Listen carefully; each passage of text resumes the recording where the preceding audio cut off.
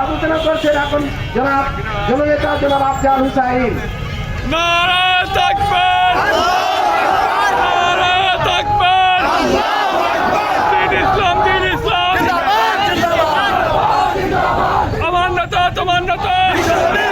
আউযু বিল্লাহি মিনাশ শাইতানির রাজিম, বিসমিল্লাহির রহমানির রহিম।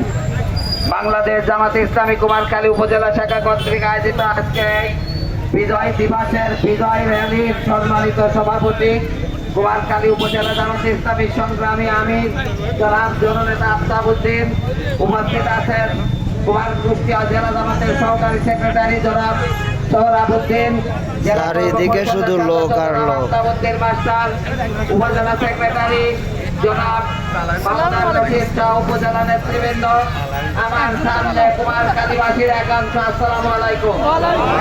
এলাকাবাসী, স্বাধীনতার ৫৫তম বিজয়ের ৫৫তম বার্ষিকী আমরা আজ পালন করতে যাচ্ছি, কিন্তু এই ৫৫ বছরেও বাংলাদেশের মানুষ স্বাধীনতার সুখ সম্ভব করতে পারে নাই। বাংলাদেশের মানুষ প্রকৃত স্বাধীনতা পায় নাই। এখনো বাঙালিদেরকে সাজা দিতে হয়, এখনো বাংলাদেশে দুর্নীতির ছয়লাভ হয়ে যায়, এখনো বাংলাদেশে মানুষ খুন হয়, নির্বিঘ্নে মানুষ খুন হয়, কিন্তু আমরা এই দেশকে স্বাধীনতা দিতে পারি নাই। প্রিয় দেশবাসী, আমরা ২৪-এর গণ আন্দোলনের পরে দেখলাম যারা এই দেশে আমাদের সাথে ছিল তারা আবার ভারতের দালালি করতে শুরু করেছে। আমরা গতকালকে একজন নেতা দেখলাম বলেছেন আগামীর বাংলাদেশের নির্বাচন হবে পাকিস্তান আর ধানের।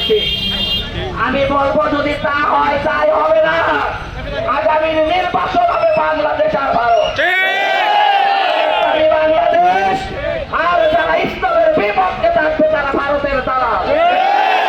আগামীর নির্বাচন হচ্ছে বাংলাদেশ আর ভারতের পক্ষে। প্রিয় দেশবাসী, এজন্য আগামীর স্লোগান দিল্লি না ঢাকা,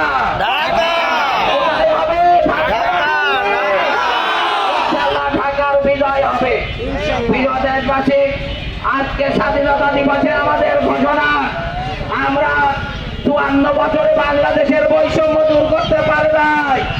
আজকের ঘোষণা, আগামীর বাংলাদেশ হবে বৈষম্যহীন বাংলাদেশ, আগামীর বাংলাদেশ হবে দুর্নীতিমুক্ত বাংলাদেশ।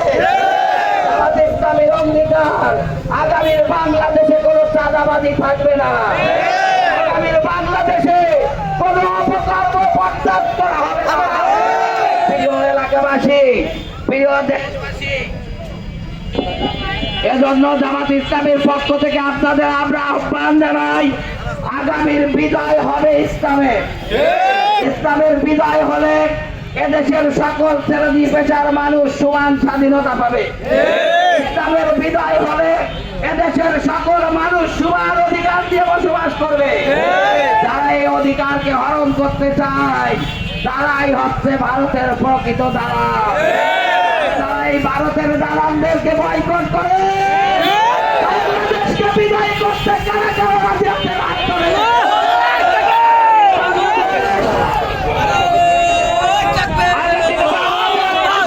ইসলামের বাংলাদেশ, আগামীর বাংলাদেশ বৈষম্যহীন বাংলাদেশ, এই আহ্বান জানিয়ে সবার সুস্বাস্থ্য কামনা করে আমার কথা শেষ করছি।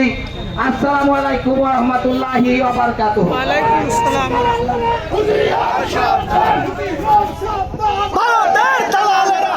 সমান তো বুঝতে পারলেন।